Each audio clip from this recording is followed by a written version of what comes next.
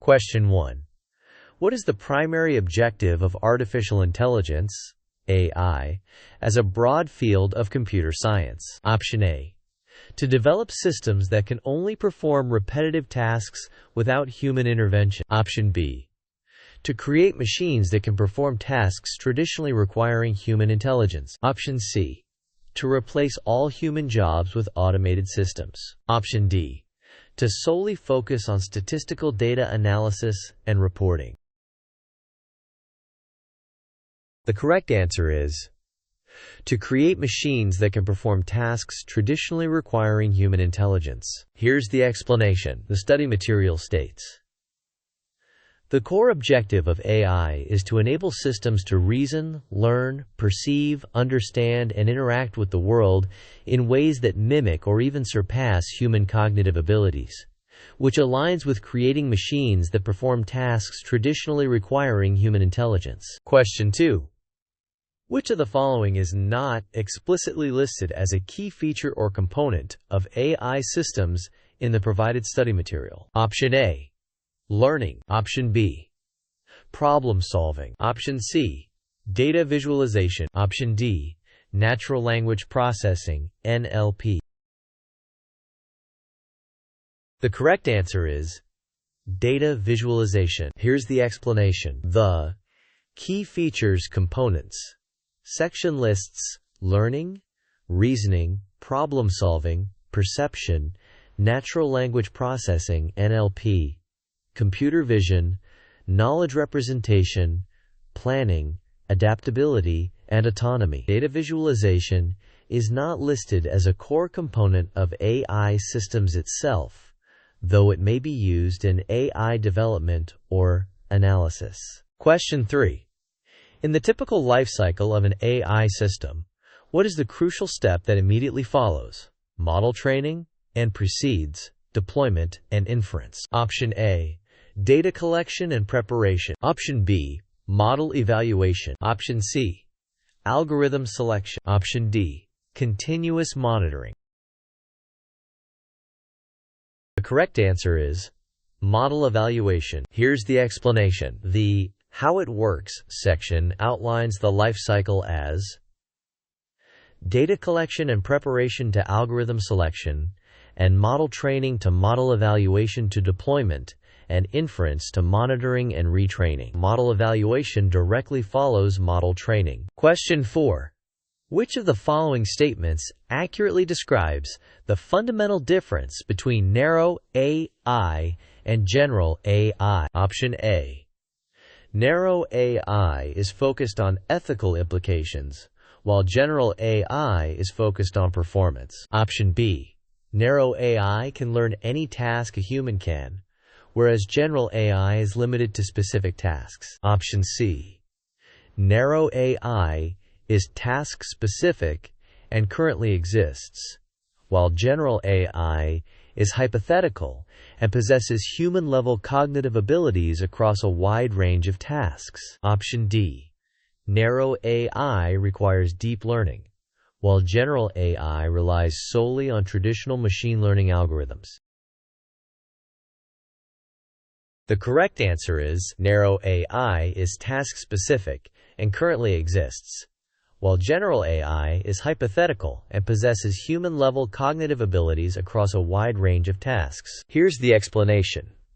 Narrow AI, artificial narrow intelligence (ANI), is designed for and excels at specific tasks and represents the current state of AI. General AI, artificial general intelligence (AGI), is a theoretical concept that would possess human-level cognitive abilities across any intellectual task, which has not yet been achieved. Question 5. A cloud-based recommendation engine suggesting products to online shoppers, an AI-powered spam filter, and an image recognition system identifying objects in photos are all examples of which type of artificial intelligence? Option A. Artificial general intelligence, AGI. Option B. Artificial superintelligence, ASI. Option C.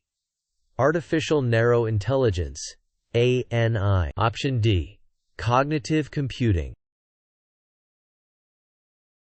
The correct answer is Artificial Narrow Intelligence, ANI. Here's the explanation. These systems are all examples of narrow AI, artificial narrow intelligence, because they are designed and trained for specific tasks within a limited domain, e.g., recommendations, spam detection, image recognition, and do not possess broad human-level cognitive abilities or consciousness. Question 6.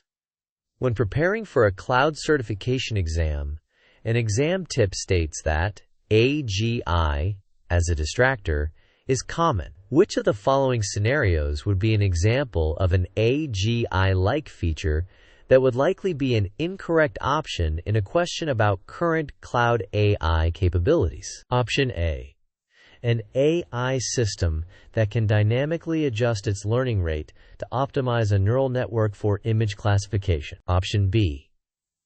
A virtual assistant that can understand complex human emotions and independently develop a new scientific theory. Option C.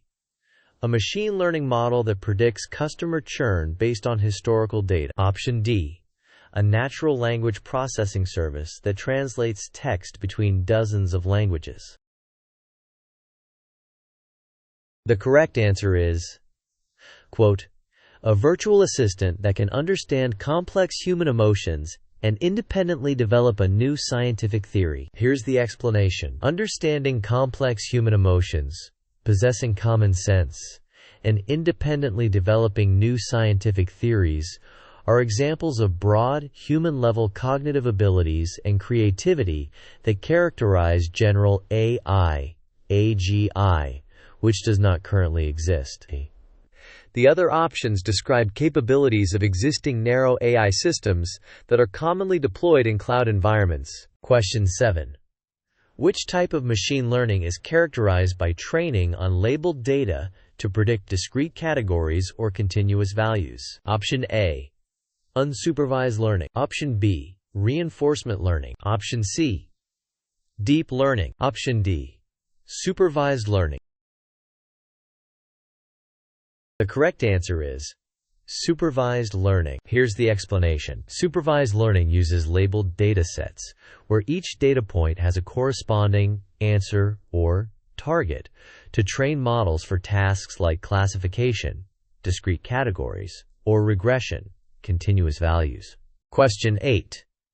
In a supervised machine learning context, what is the term for the output variable that the model is trying to predict or classify? Option A. Feature. Option B. Hyperparameter. Option C. Label/target. Option D. Algorithm. The correct answer is label/target. Here's the explanation. Labels or targets are the output variables in supervised learning that the model aims to predict or classify. Features are the input variables.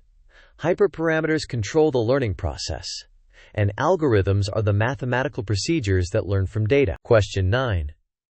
What is the primary purpose of splitting a dataset into training, validation, and test sets in a machine learning workflow? Option A. To ensure the model is trained exclusively on the test set. Option B. To allow for feature engineering to be performed separately on each set. Option C.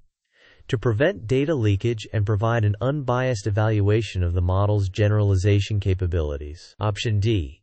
To increase the overall size of the dataset for more robust training.